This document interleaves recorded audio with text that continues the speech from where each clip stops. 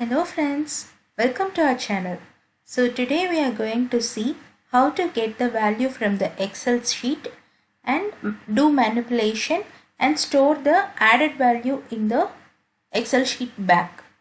So for that I have created one Excel sheet with the students' marks and I am going to add all these marks and get the total value, and I am adding the total value back in the Excel sheet. So I have already created the automation, so in which I have one Windows form and one global container and one automation to feed the information to the robot. So in this text box, the user is going to give the ID of the student. Once the ID is given and the click button is clicked, it will be going to display the marks of the student which is got from this Excel sheet. And after that it is going to add all those marks and it will be displaying it in the total text box. So these are all just labels. So if you go to toolbox and search label, you'll be able to see this label and you'll be able to rename it in. If you highlight this ID, you will be able to see the properties of that ID. So this is global container. So this global container we can think of like global variables in. So if you are going to reuse one component, you will be able to add that component here. So I have added the Excel connector to connect with the Excel sheet. And I am going to automation now. So once the project is started, I am just opening the Excel sheet. If you highlight this, you will be able to see the properties of that Excel sheet. So it is taking the file name, which is nothing but the workbook name and the sheet name. So if you see here, the sheet name is marks. So that's what I have given here. And the workbook name is students.xls. I have stored it in the file name with the complete path.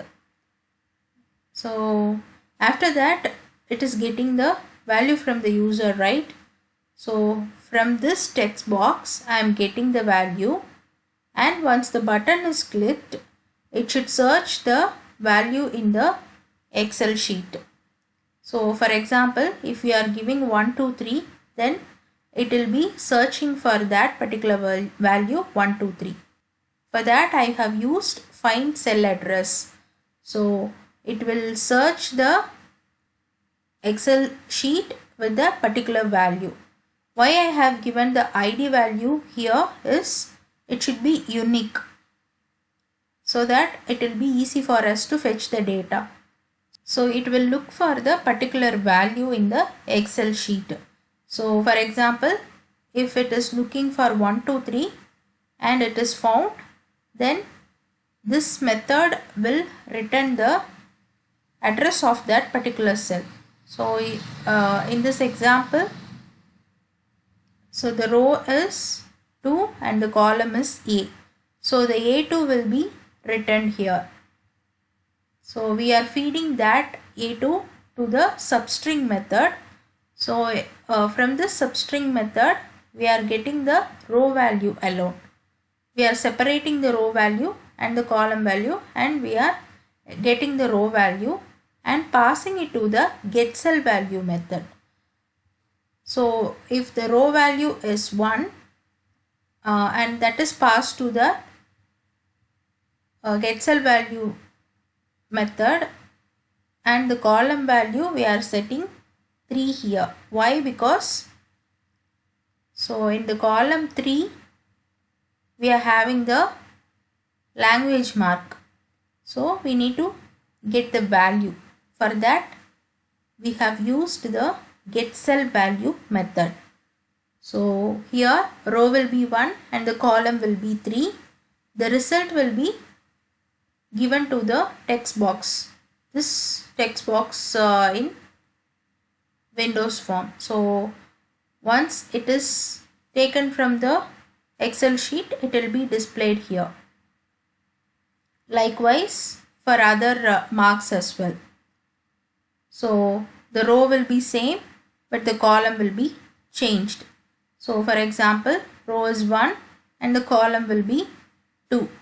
So column will be 4. So I have given the row value from the substring method and 4 for column. So it will search for the value in the cell 1, 4 and that is given to the second text box. Likewise, we have given all the values to the text box, and after that we are adding all those values to obtain the total mark of each student. So and that is given to the another text box.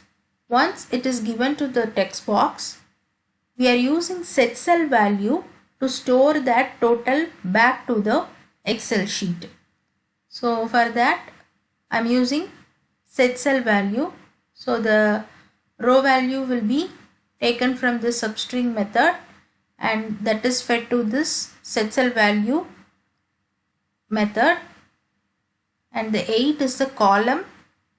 If you see in the Excel sheet, this is the 8th column, so we need to store that particular value to this second row